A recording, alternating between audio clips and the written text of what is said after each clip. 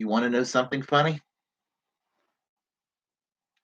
U.S. Senator Ted Cruz of Texas, U.S. Congresswoman Alexandria Ocasio Cortez of New York State, and American social democracy here in central North Carolina have one thing in common.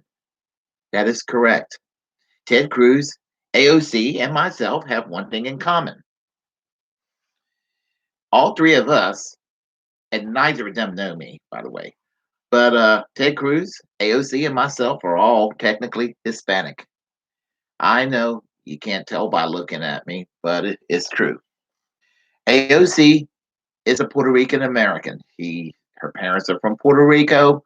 She was born in New York and raised in New York. Ted Cruz, his father is Cuban, his mother is American. Myself, my dad is American, my mom is Puerto Rican. I am half Puerto Rican. So, as I said, Ted Cruz, AOC, and myself, we are the same blood. We're all three Hispanic. This is why I'm going to discuss Ted Cruz's vitriol against AOC at the C-PAC 2021, and he's entitled to all his nearly wrong opinions. I can think of maybe one area where he was actually correct in recent years, but he is entitled to all his wrong opinions on virtually everything, and I have a right to criticize him too.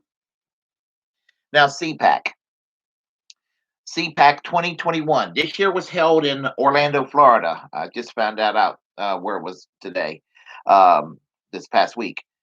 C-PAC stands for Conservative Political Action Conference. It's sponsored by the American Conservative Union, which I guess the American Conservative Union is sort of like a conservative or Republican leaning version of Americans for Democratic Action, ADA, or or or something like that.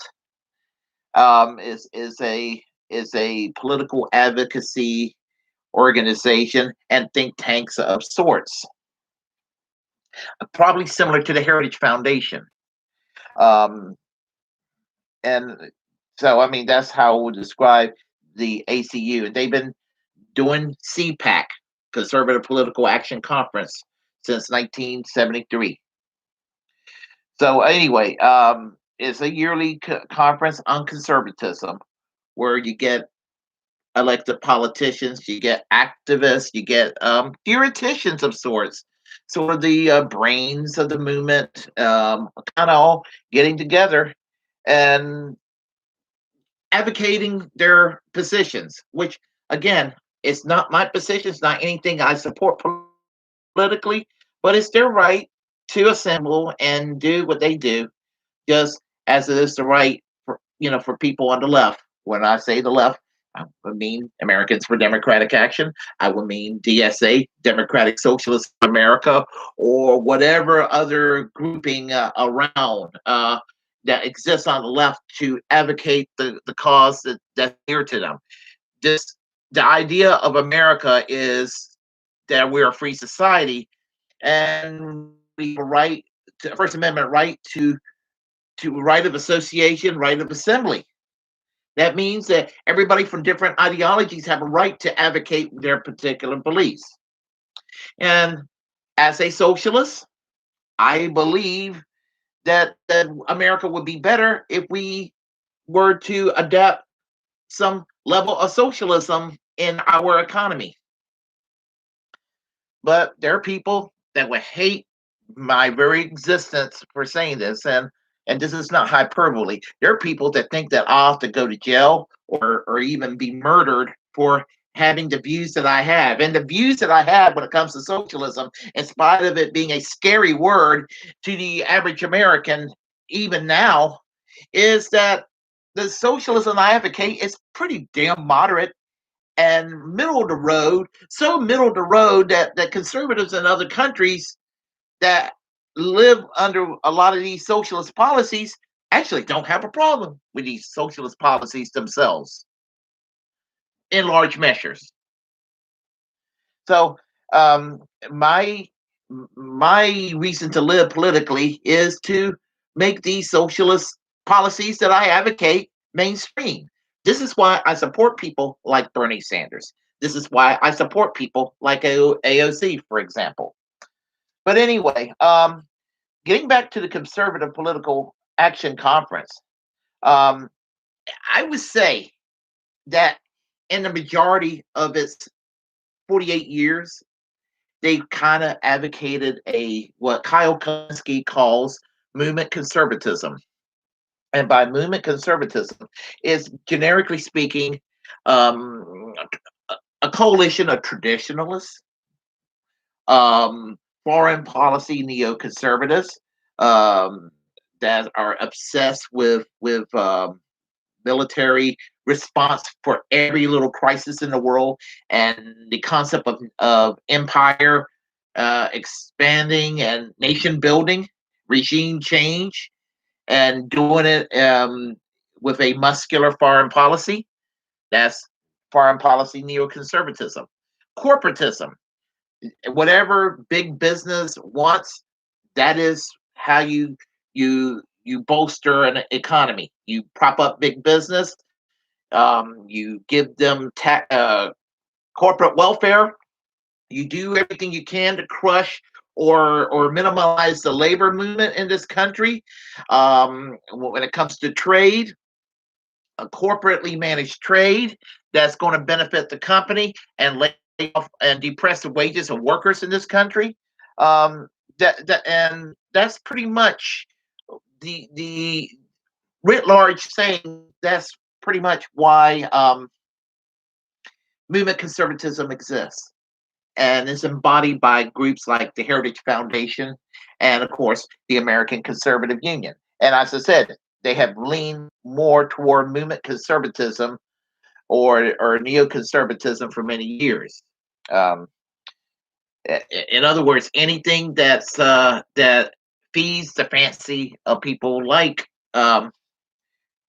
George W. Bush, Ted Cruz, or media personalities like the late Rush Limbaugh, or Little Ben Shapiro, or Mark Levin. Mark Levin is the public face of what I consider a movement conservatism in the media. And I would say that Ted Cruz today would be the public face of a politician that's a proponent of movement conservatism. And that's the gravitation ideologically, historically, for the American Conservative Union. Now, they've had a little bit of I think that movement conservatism is bad enough, but there's been some troubling aspects of C-PAC. Like, for example, having the John Birch Society. Um, Now, I don't have a problem with them having the John Birch Society, even though I disagree with them. But to give legitimacy to the John Birch Society is a little bit troubling. I have no trouble. I don't have a problem with paleo conservatives, so to speak, as a general rule. A lot of them are critical of corporatism. A lot of them are anti-war. I disagree with them on some other issues, whatever that my progressive politics it kind of clash with, but I don't. I have less of a problem as a general rule with paleo conservatives than I would your typical neocon. Um, but the John Birch Society is like the darker side of paleo conservatism, where they are obsessed by conspiracy theories, and even though they're at war with neocons, unfortunately, the neocons have borrowed some of their paranoia and invoked it in their mainstream politics. And they were featured about a decade ago at C-PAC, and and I find that a bit troubling. A conservative friend of mine once said, "Well, why do well, I believe you're anti-communist. Well, the John Birch Society is anti-communist. I would think that you would appreciate the fact that you have something in common with the John Birch Society being anti-communist." The problem is the John Birch Society thinks that I would be a communist, and they think that I am the same as Mao. So I say, when it comes to the John Birch Society, as a general rule, fuck them. Fuck the John Birch Society. But another thing is that in 2018 they featured Marine Le Pen at their conference. Do you know who Marine Le Pen is? Marine Le Pen is a member of National Front in France. Do you know what the National Front is? It's the French version of what is called the alt right here. They're basically neo-Nazi, neo-fascist organization that are they're anti-Semitic, they're anti-Arab, they're anti-LGBTQ, and they're Holocaust deniers, and they were unfortunately gaining traction within the French electorate a few years ago. And at least Emmanuel Macron, I believe that's the same Emmanuel Macron, defeated Le Pen and is now the leader of France. But the fact that fascism has gained a foothold in mainstream politics in France is kind of distressing. And to have her featured at C-PAC is quite troubling too. Actually, worse than having merely the John Birch Society in a lot of ways. Um, in 2012, I believe it was, um, when Ron Paul was running as one of the Republicans in the Republican primary for president, um, he was booed and hissed at the mention of his name at the convention, which emphasizes its neoconservatism. Because whatever you may think of Ron Paul, I personally respect Ron Paul, even though I obviously disagree with his basic economics. But I do think that Ron Paul, as a socialist saying this, I do think that Ron Paul is a good person. I like Ron Paul. Um, if I were to ever vote Republican, it would have probably been for someone like a Ron Paul. He'd be the only one I would ever even come close to considering to vote for, and that's saying a lot. But the man is anti-war, and he's opposed to foreign policy interventionism. He's opposed to the surveillance state that was created as a response to 9/11. He's opposed to the drug war that has actually put a lot of minorities in prison for the same crime that white, wealthy, or affluent people, or people, even average income white folks, due to their privilege, are able to escape jail time. Ron Paul is addressing that. Ron Paul recently turned against capital punishment. He's now officially against the death penalty. So there are things I can disagree with Ron Paul, but I do consider Ron Paul in a roundabout way an ally of the left. Yeah, and I embrace Ron Paul as far as that's concerned. Well, if C-PAC thinks that Ron Paul is a terrible person, that makes Ron Paul a good person. But let me continue. Okay, at C-PAC this year, Donald Trump. They made a golden statue of Donald Trump. The MAGAs, the Trump sycophants should just get over the 2020 election. Get over it. Get over it the way I'm trying to get over Bernie Sanders being cheated in 2016 and 2020. I get it. Some of those people love Donald Trump in a way that people like myself love Bernie Sanders. I get it. But you know what? There's nothing you can do about it.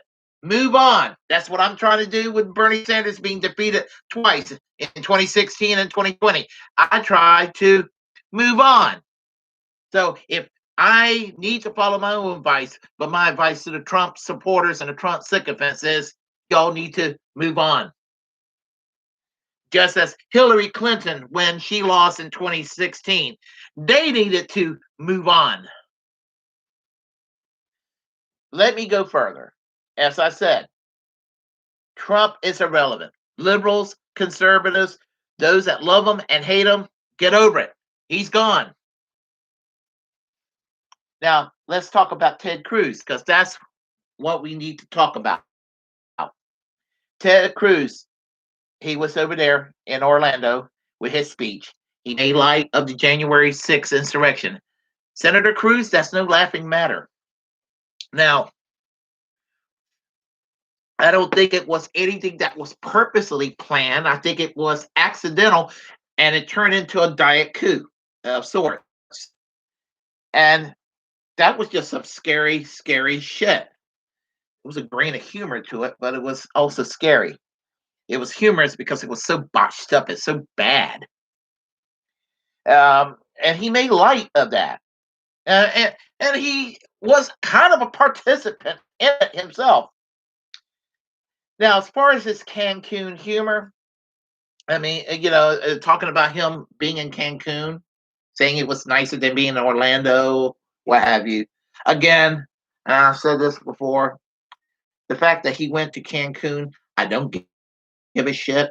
It was a way for the media and corporate Democrats to kind of deflect from things like $2,000 stimulus checks, $15 hour minimum wage, addressing the income inequality that has grown and continues to grow in this country and everything. I'm more concerned about that than what Ted Cruz is doing. Even though I don't think it was the right thing for him to do, I still say in a lot of ways it ain't that big a deal.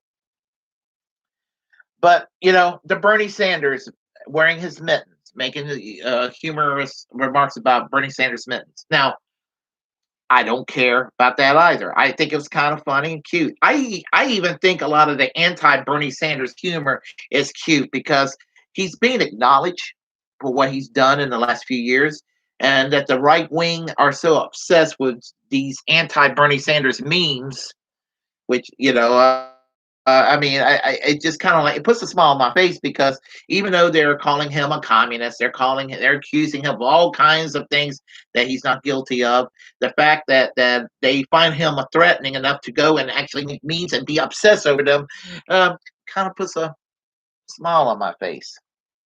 Even though Bernie Sanders is not as I'm not as pleased with Bernie Sanders' performance lately as I used to be. Let me continue. He talked about Joe Biden's radicalism. I'm talking about Ted Cruz. Joe Biden's radicalism. What radicalism, Ted? What radicalism? I certainly don't see it. With the fact that some of the lefties that held their nose and voted for Joe Biden after they got cheated out a second time, Joe Biden's not going to listen to the left. And in fact, Ted, if anything, he's probably going to listen more to you than he is with Bernie Sanders. That's how sad this country is. That's how sad the Overton window is.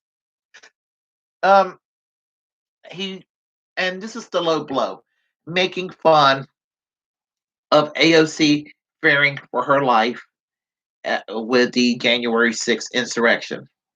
Now, I don't want to make it sound like I'm victimizing AOC and making her out like she's poor and defenseless or what have you. She's a strong woman. She's a strong woman with good intentions, and I appreciate what she does for the most part. Is she perfect? No, she's not perfect. There's no such a thing as a perfect politician. But the fact that she triggers Nancy Pelosi and the fact that she triggers the establishment Republicans is enough to make me also think highly of her.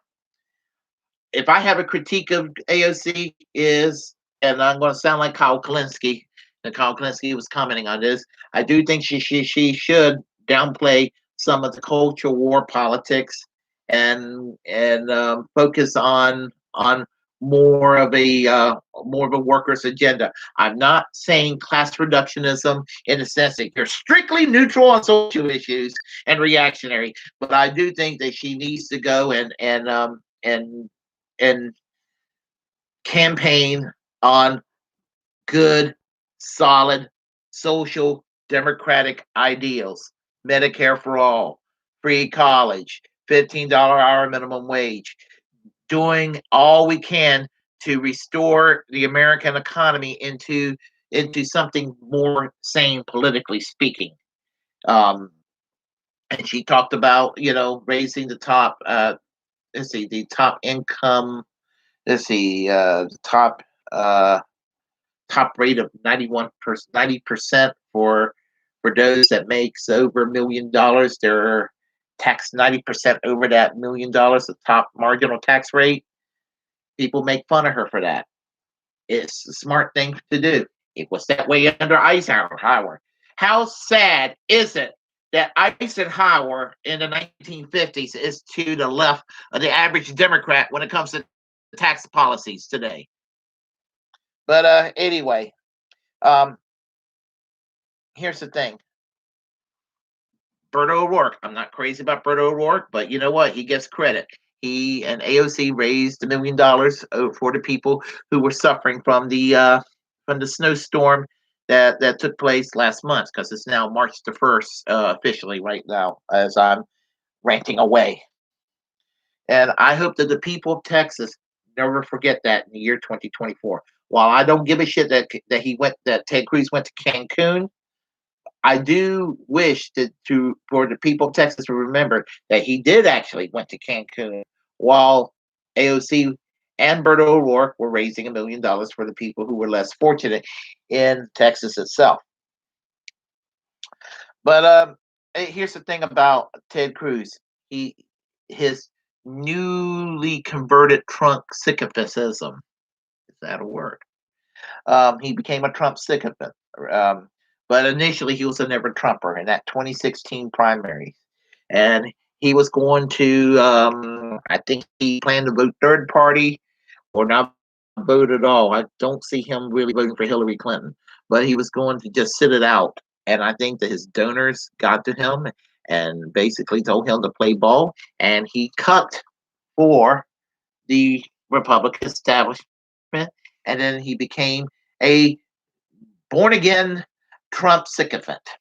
Well, when people on the Republican side who say, well, look, Bernie Sanders supported Hillary Clinton in 2016, or Bernie Sanders supported Joe Biden in the year 2020.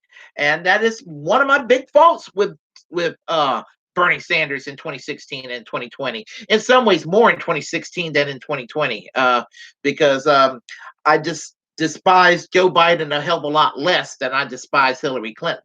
Having that said, the fact that I think that Bernie Sanders rolled over and played dead to the Democratic candidates and establishment after what they did to him, it kind of hurt on me. But you know what?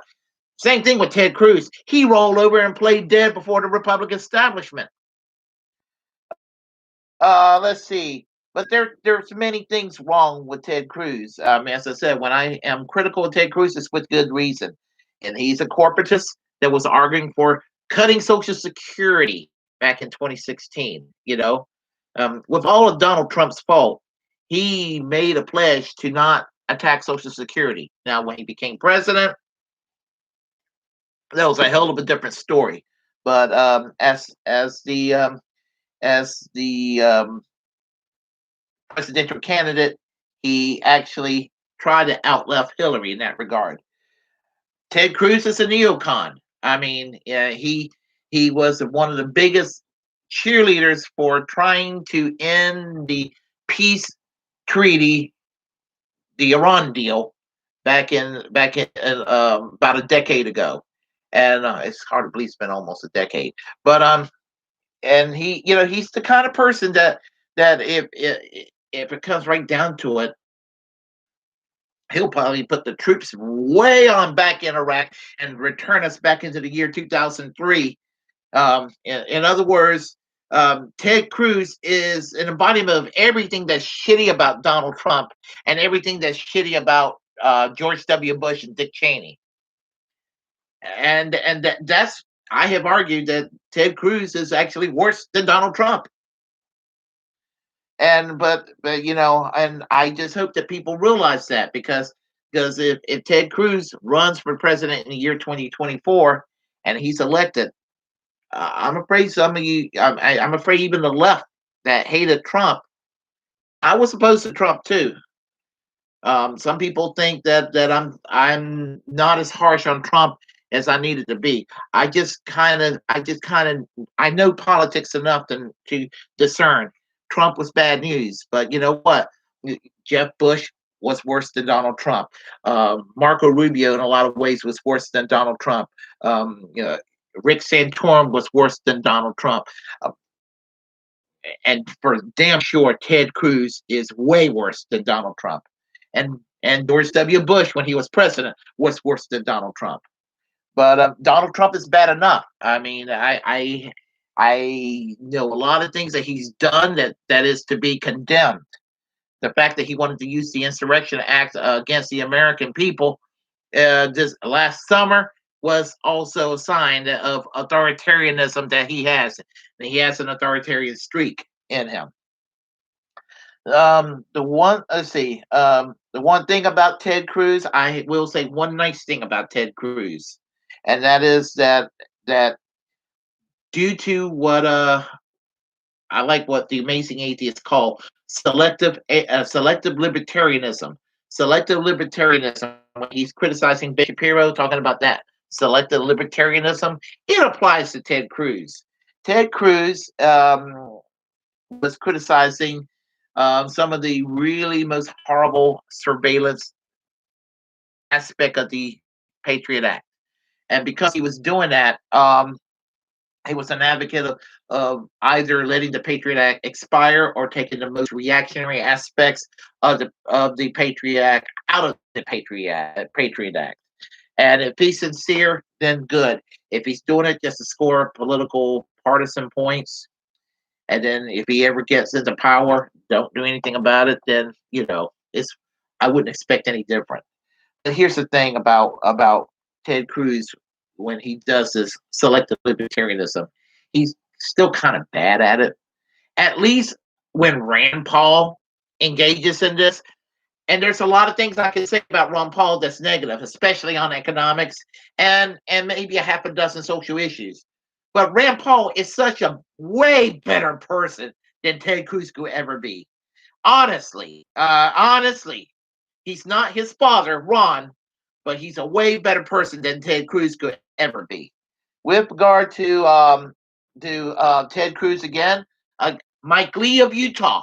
Mike Lee of Utah is a way better person than Ted Cruz could ever be, because Rand Paul and Mike Lee, although I think that Mike Lee's ideologically a little worse than Rand Paul when it comes to foreign policy, they're going to do the right thing, the moral thing, like putting a stop to arms sales or trying to put a stop to arms sales to Saudi Arabia, which is one of the worst players in the Middle East right now. Ted Cruz, I'm sure he's for selling arms to Saudi Arabia and Saudi Arabia to go and give weapons to Al Qaeda down in Yemen, so the genocide in Yemen can continue. Well, I'm not a partisan hack. Joe Biden is guilty of that as well. And just pretty much every president when it comes to this sort of thing, from George W. Bush to Barack Obama to Donald Trump to Joe Biden. And I'm sure it'll be business as usual if Ted Cruz ever become president. But anyway, that's my thing. Shame on Ted Cruz for sitting there talking about AOC. Ted Cruz, you're not even fit to lick the sole of her shoes. I said it. So, if you like what you heard, press like and comment. If you don't comment anyway, I'm sorry. Comment anyway. Comment anyway, and feel free to share the content of this channel. As a First Amendment absolutist, it's my duty to inform you that if you're passionate about something, create a platform and utilize it, because we're the muckrakers of our time. And feel free to subscribe to this channel and feel free to hit that notification bell. And until next time, I am American Social Democracy. peace, class struggle yesterday, today, tomorrow, until we have full economic and social justice for all.